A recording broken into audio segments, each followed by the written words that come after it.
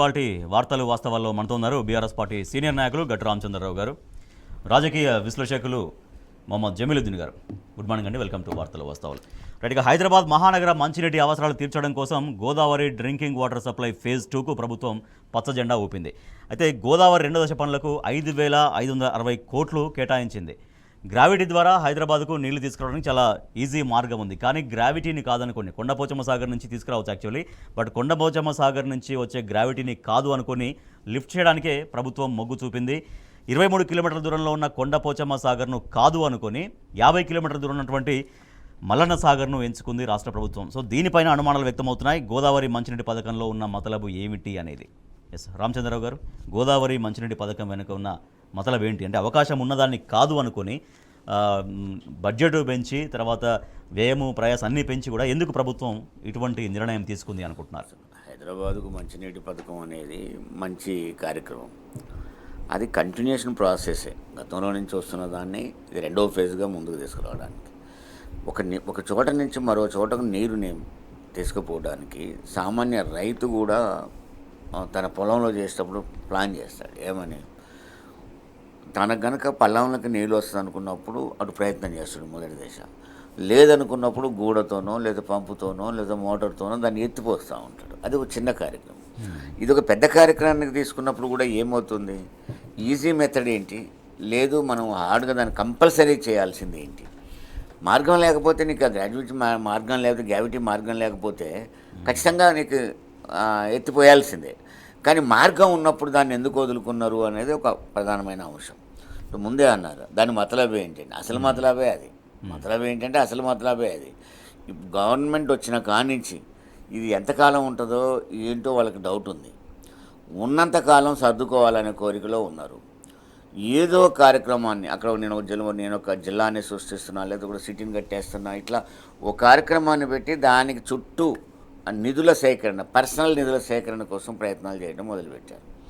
ఇక్కడి నుంచి అసలు మల్లన్న సాగర్ కదా, అసలు కాళేశ్వరం ప్రాజెక్టే లేదు, అవన్నీ మొదలుపెట్టిన వీళ్ళు ఇప్పుడు నీకు మల్లన్న సాగర్ నీళ్ళు ఎక్కడి, మరి కొండపోచమ్మ నీళ్ళు ఎక్కడి అంటే ఇవన్నిటిని నిన్న చెప్పిన దాన్ని ఇవాళ మాట్లాడరు వాళ్ళు. ఇప్పుడు మనకు కావాల్సింది హైదరాబాద్ సిటీకి నీళ్ళు కావాలంటే ఏది దగ్గరగా ఉంది, ఎట్లా వస్తాయి, ఈ రెండు కదా ఆలోచించాల్సింది. ఇట్లా నువ్వు రెండు ఆలోచన దగ్గరగా చూసినా నీకు కొండపోచమ్మ దగ్గరగా ఉంటుంది. సో ఇట్లా వ్యవసాయ అవసరాల కోసం కొండపోచమ్మ సాగర్ని ఫిల్ చేయాల్సింది. నేను అనేది ఏంటంటే ఇక్కడికి వచ్చినాక దగ్గరగా ఉంటుంది. రెండోది ఏంటి, గ్రావిటీగా చూసుకున్నా కూడా నీకు రావడానికి స్కోప్ ఉంది. ఈ రెండు అంటే నీళ్ళు రావడానికి స్కోప్ ఉంది, దగ్గరగా ఉంది. దీన్ని వదిలేసి 50 కిలోమీటర్ల దూరంలో ఉన్న మన మల్లన్న సాగర్ దగ్గరికి ఎత్తిపోసే కార్యక్రమం తీసుకొని సుమారు 5,600 కోట్ల రూపాయలని రిలీజ్ చేసేసి ఈ కార్యక్రమాన్ని చేస్తున్నామని పెద్దగా చూపెట్టేసి దాన్ని ఏమి చేయని పరిస్థితికి తీసుకొస్తారు. దీన్ని ఏంటంటే అసలు ఈ కన్ఫ్యూజన్లో మొత్తం ఫండ్స్ రేజ్ చేసి దీన్నంతా పెద్ద కుట్ర ఉంటుంది తప్ప దీనిలో ఏం లేదు. పెద్ద స్కామ్ ఇది. ఇంకా చెప్పాల్సి వస్తే హైదరాబాద్ నగరానికి నీళ్లు రావాలనేది స్పష్టత, దగ్గరగా ఉన్న కొండపోచమ్మ నుంచి తీసుకురావచ్చు అనేది స్పష్టత.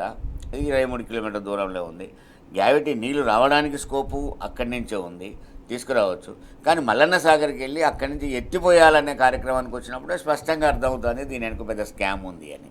ఈ స్కామ్ వెనుక ఈ 5,600 కోట్లతోనే ఆగుతుందా, ఇది ఎక్కడి దాకా పోతుంది, ఏం చేస్తారు అనే దాన్ని ఇంకా మనకు తవ్విన కొద్ది బయటపడతాయి. ఏదైనా దీని వెనుక ఓన్లీ స్కామ్ కోసమే ఈ కార్యక్రమం చేపట్టారు. రైట్ జమీలుద్దీన్ గారు, కొండపోచమ్మ నుంచి గ్రావిటీ ద్వారా తీసుకొచ్చే విధంగా గత బీఆర్ఎస్ సర్కార్ డిజైన్ చేసి ఉంచింది. సో దాన్ని ఉపయోగించుకోకుండా ఇవాళ గ్రావిటీని కాదని లిఫ్ట్కే ఎందుకు మొగ్గు చూపుతున్నట్టుగా మనకు కనిపిస్తుంది. దాంతోపాటుగా కేశవాపురాన్ని కాదనుకుని దూరానికి పైప్ లైన్ వేశారు. దీని ద్వారా 27 కిలోమీటర్ల పైప్ లైన్ పెరిగింది. బడ్జెట్ కూడా భారీగా పెరగడం. నీటిపారుదల శాఖ తర్వాత జలమండలి ఈ అంశంలో రెండు చెరో వాదన కూడా వినిపిస్తున్న పరిస్థితి. వాస్తవంగా ఈ ప్రాజెక్టు చేపట్టడం అన్నది రేవంత్ రెడ్డి సర్కారుకు ఒక అనివార్యత. ఈ హైదరాబాద్ తాగునీటి అవసరాలు తీర్చడానికి ఫేజ్ 1లో మనం ఎల్లంపల్లి నుండి పైప్ లైన్ ద్వారా ఒక 10 టీఎంసీల నీరు హైదరాబాద్కు ఆల్రెడీ తరలిస్తూ ఉన్నారు. రెండో విషయం ఏంటంటే ఈ రెండో దశలో కూడా కాళేశ్వరం నీళ్ళు ఏవైతే ఉన్నాయో అవి మల్లన్న సాగర్ తర్వాత కొండపోచమ్మ రిజర్వాయర్ నుండి షామీర్పేట దగ్గర ఉన్నటువంటి ఘనపురం చెరువుకు తరలించి అక్కడి నుండి అంటే ఒక 23 కిలోమీటర్లు లిఫ్టో పైప్ లైన్ చేసుకొని దాన్ని మనం హిమాయత్ సాగర్కు ఉస్మాన్ సాగర్కు తరలించుకోవాలి. తద్వారా హైదరాబాద్ తాగునీటి అవసరాలు తీర్చుకోవాలి. దాంతోపాటు మూసీ ప్రక్షాళనకు కూడా ఈ మల్లన సాగర్ అంటే కాళేశ్వరం జలాలు ఏదైతే కాళేశ్వరం ప్రాజెక్ట్ అనేది ఒక పెద్ద ప్రాజెక్టుగా చేపట్టి మేడిగడ్డ నుండి పెడితే కొండపోచమ్మ సాగర్ వరకు నిర్మించినటువంటి లింక్స్ ఉన్నాయో వీటన్నిటిలో పారుతూ నీళ్లు ఇక్కడ దాకా రావాలి. ఆ తర్వాత మూసీ ప్రక్షాళనకు కూడా ఈ నీళ్లను వాడాలి అన్నది గతంలో ఉన్నటువంటి కేసీఆర్ గారి ప్రభుత్వం రూపొందించిన డిజైన్. అయితే వీళ్ళు ఎంతసేపు ఈ కాళేశ్వరం అన్నది వృధా ప్రాజెక్టు, దీనిలో 1,00,000 కోట్ల అవినీతి జరిగింది, ఇది ఏమీ పనికిరాదు అన్న వాళ్ళు ఇవాళ హైదరాబాద్ తాగునీటి అవసరాలు తీర్చాలి అని అంటే గత్యంతరం లేక తప్పనిసరి పరిస్థితులలో అదే మల్లన్న సాగర్ కొండపోచమ్మ సాగర్ నీళ్లు తీసుకోవాల్సిన అనివార్యత ఇవాళ ప్రభుత్వానికి ఉన్నది. కానీ వీళ్ళు కొండపోచమ్మ సాగర్ నుంచి తీసుకుంటే ఒక 2,000 కోట్ల 3,000 కోట్లలో కంప్లీట్ అయిపోయే ప్రాజెక్ట్ అది. ఈ 2,000-3,000 కోట్లలో కంప్లీట్ చేస్తే నాకేంటంట అన్నది ఇవాళ ప్రభుత్వ పెద్దల ఆలోచన.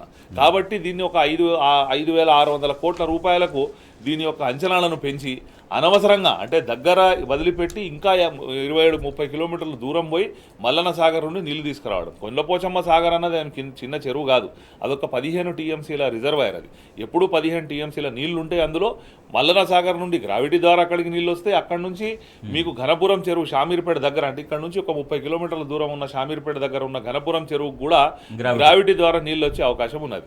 అయితే దీనిలో విచిత్రంగా వీళ్ళు అధికారులు ఏం మాట్లాడతారు అని అంటే దాని కెపాసిటీ తక్కువ ఉంది, 15 టీఎంసీలే ఉంది కదా అంటారు. మనం ఒకవేళ చరిత్రను చూసినట్టయితే ఇలా ఏదైతే ఎలిమినేటి మాధవరెడ్డి ఎత్తిపోతల పథకం ఉందో దానికి నిర్మించినటువంటి balancing reservoir capacity just 1.5 TMC. మీరు 1.5 టీఎంసీ నుండి కృష్ణా జలాలను ఇన్ని రోజులు హైదరాబాద్కి ఎత్తిపోసుకున్నారు, మరి దాని తక్కువ కాలేదా కెపాసిటీ? ఇలా 15 టీఎంసీలు ఉన్న కొండపోచమ్మ సాగర్ ఎందుకు తక్కువ అవుతుంది అంటే దానికి సమాధానం ఉండదు. ప్లస్ గ్రావిటీ అంటే ఫ్రీగా నీళ్ళు వచ్చేదాన్ని వదిలిపెట్టి ఇలా కరెంటు బిల్ ఎంత వస్తుంది? ఇవాళ ఎక్కడైతే ఇలా జలమండలి ఉందో హైదరాబాద్ది ఇప్పటికే 500 కోట్ల రూపాయలు కరెంటు బిల్ కడతా ఉన్నారు. రేపు మళ్ళీ కరెంటు బిల్లు భారం. ఇవాళ ఈ 5,600 కోట్లతో ఆగదు ఈ ప్రాజెక్టు. దీనికి అంచనాలు వీళ్ళు దిగిపోయే వరకు ఇది ఇంకా పెరుగుతా పోయి ఇది ఒక 10,000 కోట్లకు తీసుకొని పోతే దానికి 10% 20% కమిషన్లు లేదు. 40% స్టేట్ గవర్నమెంట్ అండ్ 60% ఏజెన్సీ ఎవరు పెట్టినా ఇప్పుడు ఎవరు పెట్టినా డబ్బు ఎవరు పెట్టినా కాంట్రాక్టర్. ఇంకా గమ్మత్ ఏంటంటే కొత్త వార్తలు వస్తూ ఉన్నాయి. సాక్షాత్తు ముఖ్యమంత్రి గారి అన్నదమ్ములు వాళ్ళ 6-7 ఉన్నారు పాపం.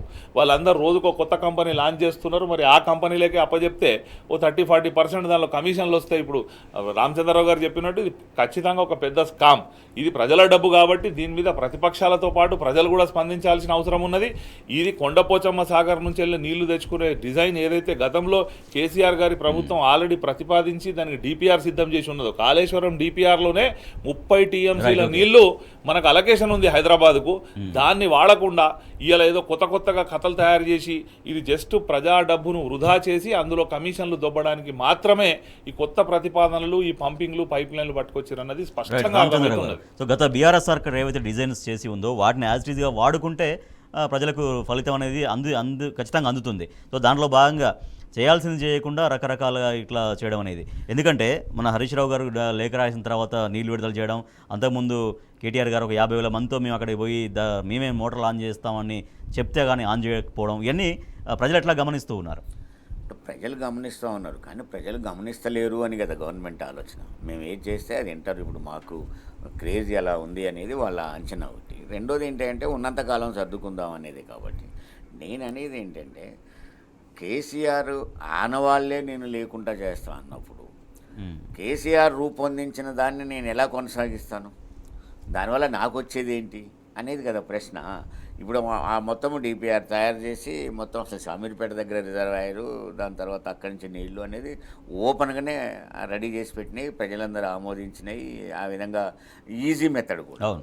అదే 2,000-3,000 కోట్లతో పోయేదాన్ని తీసుకొచ్చేసి ఇవాళ దాదాపు ఇప్పటి నుంచి అంచనా అయితే 10,000 కోట్లకు పోద్ది చివరి వరకు.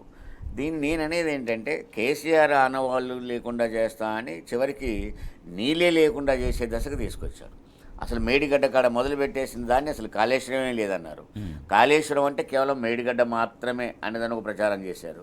ఒక 2 పిల్లర్లు కూలిపోతే కుంగిపోతే అసలు మొత్తము 250, 300 పిల్లర్లుగా ఉన్న మొత్తము ప్రాజెక్ట్ అంతా పోయిందని ప్రచారం చేశారు. ఇప్పుడు మళ్ళీ నీళ్ళు ఎక్కడి నుంచి వస్తున్నాయి? హరీష్ రావు లేఖ రాయగానే నీళ్ళు ఎట్లా వస్తాయి, కేసీఆర్ బెదిరించగానే నీళ్ళు ఎట్లా వస్తాయి, ఇప్పుడు నీళ్ళు ఎట్లా వస్తూ ఉంటాయి? అంటే రైతులకు అప్పటి వరకు చేయాల్సినంత నష్టం చేశారు. అంటే ఇప్పటి వరకు వాళ్ళు రెండే ఆలోచిస్తున్నారు, ఎవరికి ఏమైపోతాయి ఏంటి, ఉన్నంతకాలం నాకేంటి అనే ఒక ప్రశ్న తీసుకుంటున్నారు. ఏ మాత్రం ఛాయిస్ దొరికినా దాని చుట్టూ తిప్పే ప్రయత్నం చేస్తున్నారు. ఇప్పుడు కొత్తగా జిల్లాని కడతామని చెప్పేసి, ఒక సిటీని కడతామని చెప్పేసి, 4వ సిటీని కడతామని చెప్పేసి దాని చుట్టూ రియల్ ఎస్టేట్ మొత్తము సర్దుకుంటూ ఉన్నారు. ఈ విధంగానే దీన్ని కూడా వాళ్ళకు సంబంధించిన కాంట్రాక్టర్కి ఒక కాంట్రాక్టర్కి ఇచ్చి రావాల్సిన కంటిన్యూ వచ్చే కమిషన్లంతా వస్తూనే పార్ట్నర్షిప్తో మళ్ళీ దాన్ని లాగిచ్చేసి ఓవరాల్గా ఈ డబ్బంతా వృధా చేసే కార్యక్రమం చేస్తూ ఉన్నారు. దాన్ని కనుక అసలు నాకు ఏ గవర్నమెంట్, పోయిన గవర్నమెంట్ చేసింది మంచి అయినప్పుడు కొనసాగిస్తే ఏంటి, కొనసాగిస్తే నాకు కూడా మంచి పేరు ఉంటుంది కదా అనుకున్నట్లయితే ఈజీ మెథడ్తో కొండపోచమ్మ దగ్గర నుంచి అదే గ్రావిటీతో నీళ్ళు వచ్చి షామీర్పేట నుంచి హైదరాబాద్ సిటీకి బ్రహ్మాండంగా నీళ్ళు వస్తాయి. ఇది తక్కువ రోజుల్లో అవుతుంది, తక్కువ ప్రాసెస్తో అవుతుంది, తక్కువ కష్టంతో అవుతుంది, తక్కువ ఖర్చుతో అవుతుంది. ఇదంతా వదిలేసి మళ్ళీ కొత్త ప్రాజెక్టును సృష్టిస్తున్నా అని చెప్పేసి రంగం మీద తీసుకొచ్చి దీన్ని పెద్ద ఎత్తున నిధులు కేటాయించి ఆ నిధులు స్వహా చేయడం తప్ప ఇది మరొకటంగా. నేను అనేది ఏంటంటే, నువ్వు నిధులు తినడం పక్కకు పెట్టు, సిటీకి కావలసిన నీళ్ళు వచ్చే కాడికి సరైన సమయంలో సరైన పద్ధతిలో నీళ్ళు వస్తున్నప్పుడు దాన్ని ఎందుకు ఉపయోగించుకోవు? కేసీఆర్ ఆన్ వాళ్ళైతే ఉపయోగించుకుంటే తప్పేంటి అనేదే ప్రశ్న. రైట్. జమీలుద్దీన్ గారు, మొదటి నుంచి కూడా కాళేశ్వరాన్ని వారు చెప్పినట్టుగా ప్రతి దశలో కాళేశ్వరాన్ని విమర్శించిన వాళ్ళే ఇవాళ తాగునీళ్ళకు కానీ సాగునీళ్ళకు కానీ కాళేశ్వరమే దిక్కు అనేటువంటి వాస్తవం ఇవాళ ఒప్పుకున్నట్టేనా? 100% అండి. ఎందుకు అనంటే ఇలా తెలంగాణకు ఉన్నటువంటి ఏదైతే భౌగోళిక పరిస్థితులు ఉన్నాయో ఆ పరిస్థితుల మీద పూర్తి అవగాహన, అంచనా ఉన్నటువంటి ఒక ఉద్యమ నాయకుడు కేసీఆర్ గారు మొత్తం స్టడీ చేసి దానికి బ్రెయిన్ స్టార్మింగ్ చేసి నిర్మించినటువంటి ప్రాజెక్ట్ ఏదైతే ఉందో అది కాళేశ్వరం ప్రాజెక్టు. దాన్ని ఇవాళ నేను కొత్తగా ఏదో చేస్తా, కేసీఆర్ పేరు తీసేస్తా, ఆ పేరుతోనే నాకు కోపం ఉన్నది అని అనుకుంటే తెలంగాణ భౌగోళిక స్వరూపాన్ని వీళ్ళు మార్చలేరు కదా, జాగ్రఫీని అయితే ఎవరేం చేంజ్ చేయలేరు కదా. కాబట్టి జాగ్రఫికల్గా ఒక కీ పాయింట్లో అక్కడ మేడిగడ్డ కానీ, అన్నారం కానీ, సుందిలా కానీ బ్యారేజ్లను నిర్మించడం జరిగింది. ఎల్లంపల్లి నుంచి లిఫ్ట్ చేసి మెల్లగా మిడ్మానేరు, అక్కడ నుంచి మల్లన్న సాగర్ నుంచి కొండపోచమ్మ సాగర్ వరకు నీళ్ళు వస్తే అక్కడ నుంచి తీసుకోవడానికి డిపిఆర్ అన్ని తీరులా రెడీ అయి ఉన్న ప్రాజెక్ట్ అది. కాకపోతే వీళ్ళకి ఎంత భేషజం ఉంది, ఎంత కుట్ర ఉంది అని అంటే, నిన్న కూడా మనం చూడొచ్చు తుమ్మిళ్ళ లిఫ్ట్ దగ్గర రైతులకు నీళ్ళు ఇవ్వాలని చెప్పి పోయి అక్కడ ఎమ్మెల్యే విజయుడు గారు దాన్ని లిఫ్ట్ ఓపెన్ చేస్తే, ఒక గెలిచిన ఎమ్మెల్యే నువ్వు ఎట్లా ఓపెన్ చేస్తావు అని చెప్పి దాన్ని బంద్ చేయించి ఓడిపోయిన కాంగ్రెస్ పార్టీ అభ్యర్థి వచ్చి ఆ లిఫ్ట్ బంద్ చేయించడం అంటే వీళ్ళకి రైతు ప్రయోజనాలు, నీళ్లు, ప్రజల ప్రయోజనాలు అవసరం లేదు. వీళ్ళకి ఎంతసేపు అహంకారం, సిట్టింగ్ ఎమ్మెల్యేను అరెస్ట్ చేసిరు నిన్న. ఎంత దౌర్జన్యం అని అంటే, ఒక సిట్టింగ్ ఎమ్మెల్యేను అరెస్ట్ చేసి ఒక ఓడిపోయిన వ్యక్తితోని ఆ లిఫ్ట్లు బంద్ చేయించి, ఆ గేట్లు బంద్ చేయించి మళ్ళీ ఓపెన్ చేయించడం అంటే, మా పేరు ఉండాలి, ప్రజలకు బతకని సావని ఏదన్నా కానీ పేరు మాది ఉండాలన్న అహంకార ధోరణిలో ఈ ప్రభుత్వం పోతా ఉన్నది, ప్రజలని గమనిస్తున్నారు. రైతు భరోసా ఇప్పట్లో ఇవ్వలేం, పంట పెట్టుబడి సాయం పంపిణీకి ఆలస్యం అవుతుంది, రైతుల ద్వారా అలాగే మేధావుల ద్వారా అభిప్రాయ సేకరణ ఇంకా పూర్తి కాలేదు, తర్వాత ఆగస్టు 15లోగా 2 లక్షల రుణమాఫీకి ప్రయత్నం చేస్తాం, తప్పులతో మాఫీ కాకపోతే బ్యాంకులదే బాధ్యత. ఇవి వ్యవసాయ శాఖ మంత్రి తుమ్మల నాగేశ్వరరావు నుంచి వచ్చిన ప్రకటనలు. అయితే బీఆర్ఎస్ పార్టీ రుణమాఫీకి సంబంధించి అయితే ఒక వాట్సాప్ నెంబర్ ఇచ్చిందో ఆ వాట్సాప్ నెంబర్కి 20 గంటల్లోనే 30,000 ఫిర్యాదులు వచ్చినాయి. ఆ ఫిర్యాదులు మొత్తం పరిశీలిస్తే అర్థమయ్యే విషయం ఏంటంటే, ప్రభుత్వం పాస్బుక్ ఆధారంగా రుణమాఫీ అని చెప్తుంది, బట్ పాస్బుక్ ఆధారంగా రుణమాఫీ వర్తింప చేయడం జరగట్లేదు, రేషన్ కార్డు లేకపోతే రుణమాఫీ జరగట్లేదనే విషయం అనేది ఆ కంప్లైంట్ల ద్వారా అర్థమవుతున్నటువంటి విషయం. రైట్. రామచంద్రరావు గారు, రైతు భరోసా రాదు, రుణమాఫీ కాదు, ఇదేనా రైతుల పరిస్థితి? రైతు బంధు అనేది కొంతకాలంగా గత ప్రభుత్వంలో ఒక పెద్ద ఆశాజనకంగా, ఒక విధంగా చెప్పాల్సి వస్తే రైతులకు ఒక భరోసాలాగా, ఇప్పుడు భరోసా కదా అప్పుడే భరోసాలాగా ఉండే. అంటే ఖచ్చితంగా రైతుకు సరైన సమయంలో, సీజన్లో పడే బాధలు అంతింత ఉండవు. ఎందుకంటే చిన్న చిన్న విషయాలకు, విత్తనాల విషయంలో కానివ్వండి, దున్నుకోవడంలో కానివ్వండి, పురుగుల మందుల విషయంలో కానివ్వండి చాలా ఇబ్బంది పడతాడు. దేశపై కమిషన్లు విపరీతమైన వడ్డీతో తెచ్చుకుంటాడు. అప్పుడు రైతు బంధు అనేది బాగా ఉపయోగపడింది. అది పెట్టుబడి సాయం అంటాం దాన్నే రైతు భరోసాగా మార్చి 10,000 ఇచ్చే కాడ మేము 15,000 ఇస్తున్నానని ఆశలు పెంచాము. దాంతో ఏమైపోయింది, ఫస్ట్ పెండింగ్లో ఉన్న వాటినే లేటుగా ఇచ్చారు. అది రబీకి సంబంధించిన దాన్ని లేటుగా ఇచ్చారు. ఇప్పుడు ఖరీఫ్కి సంబంధించిన దాన్ని జూన్లో ఇవ్వాలి. గత ప్రభుత్వం ఎప్పుడు జూన్లో ఇచ్చేది. జూన్లో రైతు భరోసా వచ్చినట్టు, అంటే వీళ్ళ భాషలో రైతు భరోసా వచ్చినట్లయితే రైతుకు అన్న ఉపయోగపడేది. ఇప్పటికే మెట్టపైర్లన్నీ వేసుకొని కావాల్సినంత పెట్టుబడి వాడు వడ్డీలకు తెచ్చుకుంటూ ఉన్నారు ఇబ్బందులతో. ఇప్పుడు నీకు మరి వరి ధాన్యం ఇవి కూడా మొదలవుతాయి, ఇప్పుడు నాట్లు అవి కూడా మొదలవుతాయి. అయితే అతని దగ్గర రూపాయి లేని పరిస్థితుల్లో వడ్డీలోకి పోతున్నప్పుడు గవర్నమెంట్ పెట్టుబడి ఉపయోగపడుతుంది అని. ఇప్పుడు వీళ్ళు చెప్తుంది ఏంది, అది లేట్ అవుతుంది అంటే అసలు మొత్తం క్యాన్సిల్ అవుతుంది అని చెప్పడమే దానికి. రైతు భరోసా విషయంలో మొదటి నుంచి కూడా వీళ్ళు భిన్నాభిప్రాయాలతో ఉన్నారు. వాళ్ళు చెప్పేది ఏంటి, మేధావులతోనే మేము చర్చిస్తాము అంటే ఏం చర్చిస్తావు? అసలు రైతు భరోసా ఇవ్వాలా వద్దని చర్చిస్తావా? ఇస్తే ఏ రూపంలో ఇవ్వాలని చర్చిస్తావా? ఎవరికి ఇవ్వాలని చర్చిస్తావా? నువ్వు చర్చించడానికి ఇంతకాలం పట్టాలా? మరి ప్రజలతో చర్చించుకుంటే నీకు పాలన నువ్వెందుకు, మరి క్యాబినెట్ ఎందుకు, నువ్వెందుకు ప్రభుత్వం ఎందుకు? దీన్ని నువ్వు చర్చించేసి నువ్వు చేయాల్సింది పోయి ఎవరో నేను మేధావులతో చర్చిస్తానే పేరిట ఇవాళ జూన్ పోయింది, జూలై పోయింది, మేము ఆగస్టులో ఉన్నాం. నువ్వు రైతు భరోసా ఇచ్చేది ఎప్పుడు? దానికి పైగా చెప్పేది ఏంటి, నేను 2 లక్షల రుణమాఫీ కోసం. అంటే వ్యవసాయ సమయం అయితే ఆగదు కదా, ఇది ఇవ్వను ఇది ఇస్తే అది అని అంటే నీకు సమయం ఆగుతుందా? ఆ 2 లక్షల దానికి కూడా నువ్వు రకరకాల కారణాలు మనం మొదటి నుంచి చెప్పినట్టే. ఇప్పుడు కేసీఆర్ గారు ఉన్నప్పుడు ఏమైందంటే బ్యాంకులు చాలా ఇబ్బంది పెట్టినాయి రైతుల్ని ఇది ఇవ్వడానికి. పాస్బుక్ పెట్టుకొని రుణం ఇవ్వడం అంటే 1 లక్ష రూపాయలు కావాల్సి వచ్చి పాస్బుక్ పెట్టుకుంటే మరో 50,000 కావాలనుకుంటే ఇక పాస్బుక్ ఉండదు మళ్ళీ పెట్టుకోవడానికి. కాబట్టి అసలు పాస్బుక్లు అవసరం లేకుండా రుణాలు ఇవ్వాలి అని చెప్పేసి ఆ రోజు ప్రభుత్వం తీవ్రంగా బ్యాంకులకు గైడ్ చేసిన ఫలితంగా అట్లా ఇచ్చారు. ఇప్పుడేంటి, నీకు పాస్బుక్ లేదు కాబట్టి రుణమాఫీ కాదు, లేదు నీకు రేషన్ కార్డు లేదు కాబట్టి రుణమాఫీ కాదు. అంటే 40-45 లక్షల రైతులు అర్హులు కనుక నువ్వు అనుకునే పత్రంలో ఉన్నట్టయితే నువ్వు ఇచ్చింది 11 లక్షల మందికి, ఇప్పుడు రెండో దఫా విడుదల చేస్తానన్నది 30,000 మందికి. అంటే లక్షల్లో ఉన్న రైతులకు నువ్వు వేలల్లో నువ్వు తీసుకొచ్చి ఇచ్చి రెండో విడత అని 30,000 మందికి ఇస్తున్నా అంటే ఎంతమంది లక్షలకు, దాదాపు 31-32 లక్షల రైతులకు ఇవాళ రుణమాఫీ కాకుండా ఉంటే నువ్వు రుణమాఫీ చేసింది ఏముంది అందులో? అసలు ఆ రుణమాఫీ అయినట్టు ప్రచారం ఏంటి? కానీ దానికి పెద్ద పెద్ద ఫోటోలు వేసుకొని మొత్తం అసలు దేవుడని ఒకరిద్దరు కలిసి పాలాభిషేకం చేయడం, రేవంత్ రెడ్డికి పాలాభిషేకం 32 లక్షల మందికి రుణమాఫీ కాకుండా 10 లక్షల మందికి చేసి పాలాభిషేకం చేయించుకుంటే నీకు ఫలితం వచ్చినట్టు. వరంగల్లో పెద్ద మీటింగ్, రాహుల్ గాంధీ కృతజ్ఞతా సభ మీటింగ్ కూడా ప్లాన్ కూడా జరిగినట్టు. అవును, దానికి ఏంటంటే ఏదో చేసడం అనే పేరు సంపాదించడం. రైతులు ఇవాళ చూడండి బ్యాంకుల ముందు పైగా మళ్ళీ ఏం చెప్తున్నది ప్రభుత్వం తన బాధ్యతని తప్పించుకుంటుంది ఏంటంటే రుణమాఫీ కాకపోతే బ్యాంకులు తప్పట. బ్యాంకులు తప్పేముంది, బ్యాంకులు చేసే పొరపాటు ఏముంటుంది? బ్యాంకులు లోన్ ఇచ్చారు లెక్క ఉంటుంది, ఎంతమందికి ఇచ్చారు ఎంత ఇచ్చారు లెక్క ఉంటుంది. నువ్వు బ్యాంకులు ఖచ్చితంగా లెక్కిస్తాయి వాళ్ళ రుణమాఫీకి. నువ్వు బ్యాంకుల మీద పెట్టి తప్పించుకొని రైతుల్ని బ్యాంకుల మీదకి పంపించేసి నువ్వు తప్పించుకోవడం. కేవలం రైతు భరోసాని 15,000 రూపాయలు అన్నారు కాబట్టి దాన్ని తప్పించుకోవడం కోసం డ్రామాలు ఆడుతూ ఉన్నారు.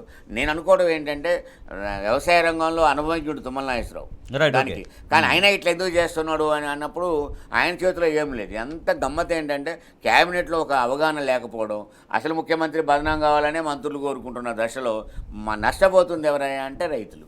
Right, okay. జమీలుద్దీన్ గారు, రైతు రుణమాఫీ చేసి రైతు భరోసా ఎగ్గొట్టినట్టేనా? దాన్ని కూడా చేసి అని మీన్స్ రుణమాఫీ చేసినట్టు చెప్పి, ఎందుకంటే రుణమాఫీ కానీ రైతుల సంఖ్య కొన్ని లక్షల్లో మనకు కనిపిస్తుంది. బీఆర్ఎస్ పార్టీ ఇచ్చినటువంటి వాట్సాప్ నెంబర్కి 20 అవర్స్లోనే 30,000కు పైగా. మరి ఇప్పుడు సమయం గడిచింది కాబట్టి ఇంకా ఎన్ని వేల కంప్లైంట్స్ వచ్చాయో చూడాలి. 30,000 కాదండి, రామచంద్రరావు గారు చెప్పినట్టు సుమారు 30 లక్షల మందికి రుణమాఫీ ఎగబెట్టడానికి ఈ ప్రభుత్వం స్కీమ్ తయారు చేసింది. ఎందుకనంటే వీళ్ళు ఎప్పుడైతే రేషన్ కార్డు లింక్ చేసినరో, ఐటీ పేమెంట్ని లింక్ చేసిరో, కుటుంబ సభ్యులు ఎవరన్నా ప్రభుత్వ ఉద్యోగి అయితే ఎవరని లింక్ చేసిరో, ఇవన్నీ కూడా రైతులను ఎగబెట్టడానికి వేసుకున్నటువంటి స్కీమ్స్ తప్ప రుణమాఫీ చేసే ఉద్దేశం ఏ కోశాన కూడా ఈ ప్రభుత్వానికి లేదు.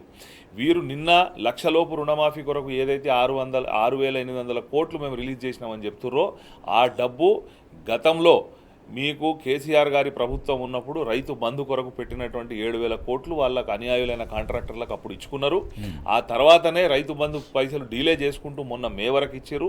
దీని యొక్క ఉద్దేశమే రైతుకు వ్యవసాయ సీజన్లో పెట్టుబడికి డబ్బు ఉపయోగపడాలని చెప్పి. రేపు పంట కోతకు వచ్చిన తర్వాత నువ్వు ఇవాళ ఈ డబ్బులు రిలీజ్ చేసినా దానికి ఉపయోగం లేదు.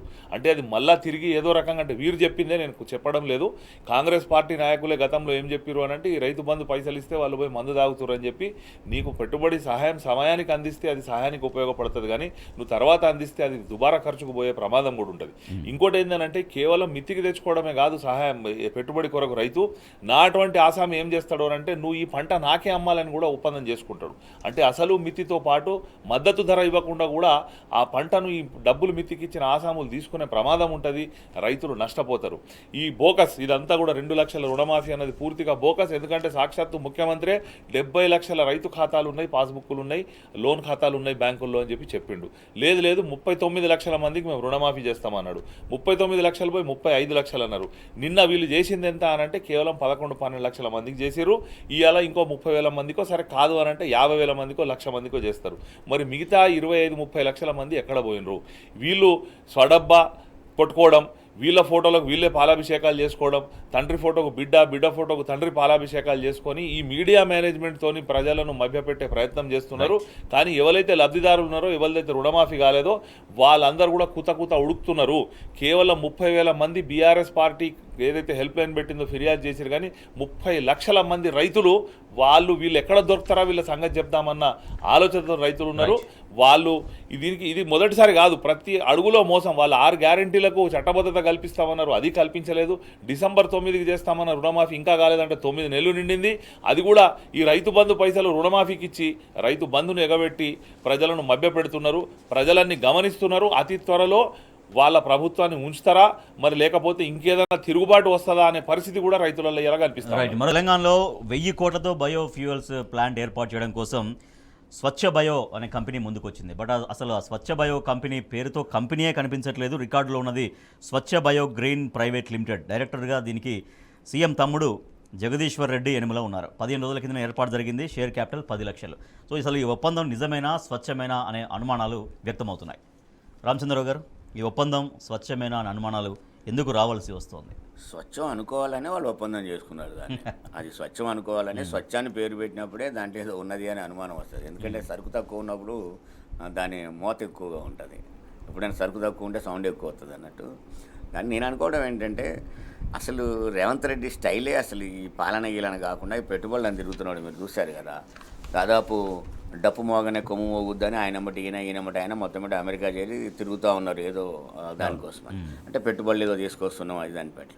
నేను అనుకోవడం ఏంటంటే ఏమీ చేయలేదు కాదు, పెట్టుబడులు బాగా తీసుకొస్తున్నారు, కంపెనీలు బాగా వస్తున్నాయి, ఒప్పందాలు జరుగుతున్నాయి, ఉద్యోగాలు పెరుగుతాయి అనే తీసుకొచ్చే ప్రయత్నంలో ఒక ఒప్పందం చేసినట్టు డ్రామా చేశారు. అసలు ఆ ఒప్పందాన్ని కనుక తీసుకొస్తే అది ఇంకొకటి కూడా, గతంలో కూడా రేవంత్ రెడ్డికి ఒక స్టైల్ ఉంది, మీకు ఐడియా ఉందో లేదో. రేవంత్ రెడ్డి ఉన్న ఇంటి మీదనే, ఒక ఇంటి పైనే దాదాపు ఒక 10-15 కంపెనీలు రిజిస్టర్ చేయబడి ఉన్నాయి ఆయన ఇంటి పైన. అదే ఇంటి నెంబర్తో చేయబడి ఉన్నాయి. ఆ ఇంటి నెంబర్తో ఒప్పందాలే. ఆ కంపెనీలు ఉండవు, ఆ కంపెనీలు పనులు ఉండవు. అది గతంలో కూడా ముఖ్యమంత్రి కాకముందు కూడా ఆయన ఇంటి పేరు మీద ఇలాంటి కంపెనీలు రిజిస్టర్ చేయబడి ఉన్నాయి. మరి అదే కంపెనీల్లో భాగం స్వయంగా తమ్ముడే డైరెక్టర్గా ఉన్న కంపెనీలు. మరి వీడందరికీ ఒప్పందం జరుగుతుందంటే దీని వెనక ఖచ్చితంగా మనం ఏదో చెప్పాలి. అదిగాక ఈయన గురువు గారికి కానీ ఈయనకు కానీ అదే స్టైల్ ఉంటుంది. అంటే వాళ్ళ మనుషులే దీన్ని తీసుకుంటారు, వాళ్ళ మనుషులే దీన్ని చేసుకుంటారు, ఏదో చేసినట్టు కల్పిస్తారు, ఏది ఉండదు. అయితే ఒక 4-5 ఛానల్స్ ఉంటాయి, ఎమ్మటే వాటిని అయిపోయింది ఇలా చేస్తారు, మొత్తం రాష్ట్రం అంతా బాగుపడ్డది, ఒప్పందం కుదిరింది, ఉద్యోగాలు వస్తాయి, అది దాన్ని మొదలు పెడతారు వాళ్ళు. అంటే కేవలం మీడియా మేనేజ్మెంట్తో ఒక తప్పుడు ఒప్పందాన్ని, ఒక తప్పుడు ప్రచారాన్ని, దాన్ని మొత్తం ఒక హైప్ చేసుకుంటారు. కాబట్టి ఈ స్వచ్ఛ బయో అనే పదం తీసుకొచ్చేసి పెట్టినప్పుడు ఇది ఒక కంపెనీ, ఒక అకౌంటబిలిటీ కూడా ప్రజలకు అర్థం కావాలి. వాళ్ళు ఏం చేశారు, ఏం కథ, ఏ కంపెనీ, అది ఎక్కడుంది, ఏ గతంలో ఏమైనా చేసేదా. ఒక చిన్న కాంట్రాక్ట్ ఇవ్వాలన్నప్పుడే టెండర్లో పిలిచేటప్పుడు అడుగుతారు, ఏమనంటే మీ గత అనుభవం ఉందా, ఈ స్థాయిలో మీరు చేశారా, ఇన్ని కోట్లతో మీరు చేశారా, ఇవన్నీ అడుగుతారు. మరి ఇంత పెద్దదానికి అసలు ఇది ఉందో లేదో కంపెనీకి ఒప్పందం చేసుకుంటున్నప్పుడు ఆ ఒప్పందానికి ముందు ఆ కంపెనీ యొక్క విషయం ఏంటి, అదేంటి అనేది కూడా ఉండాలి కదా. నేను అనుకోవడం ఏంటంటే ఇది స్వచ్ఛ అనే పేరు పెట్టినప్పుడే అది స్వచ్ఛత లేనిది అని అర్థమైపోయింది.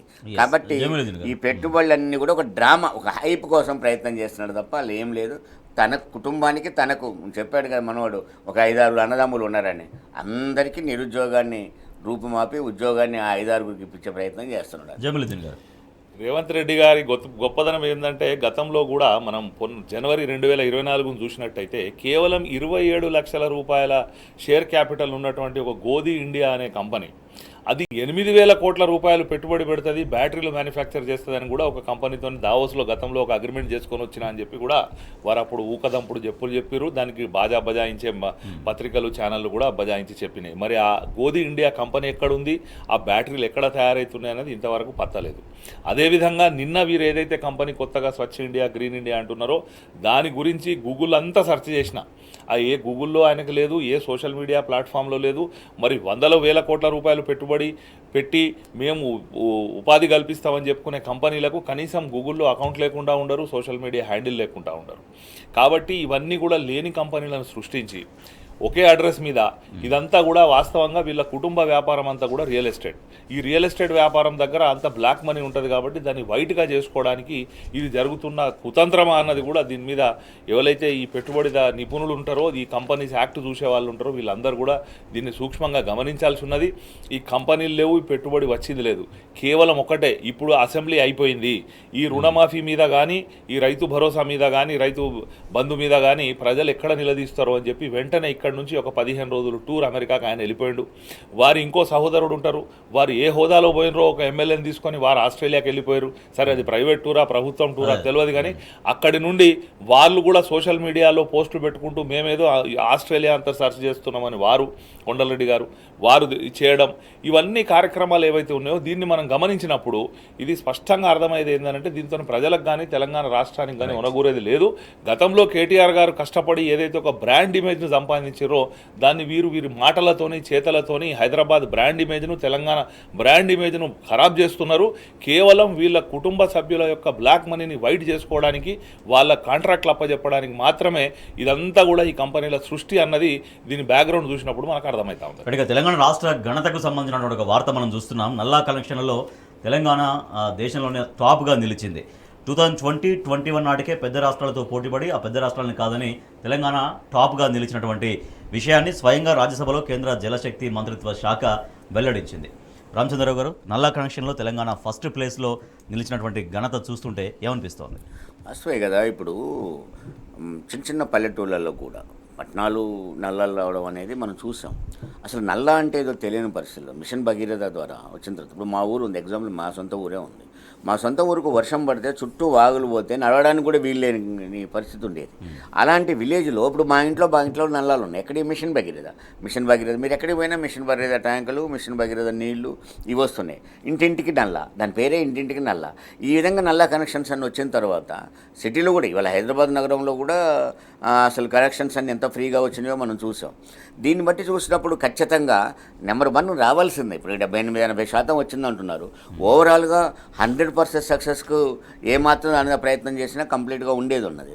అంటే దేశంలోనే నెంబర్ 1 నల్లా కనెక్షన్ అంటే నీళ్లు రావడంలో ఇంటింటికో నీళ్ళు. ఇంతకుముందు ఏందండి బెందలు పట్టుకొని ప్రతి చోట అసెంబ్లీ ముందు నుంచి మొదలు పెడితే ఎంఆర్ఓ ఆఫీసులు, ఎండిఓ ఆఫీసుల దాకా బెందలు పట్టుకొని ఆందోళన చేసి నల్లాల కాడ తన్నుకుని అవన్నీ మనం చూడలేదు కదా, ఇప్పుడు చూడట్లేదు కదా. అంటే ఏది ఉన్నా సరే ఇవాళ కూడా ఆ నల్ల నీళ్ళని ఇప్పటికి కూడా కేసీఆర్ నీళ్ళు అంటారండి.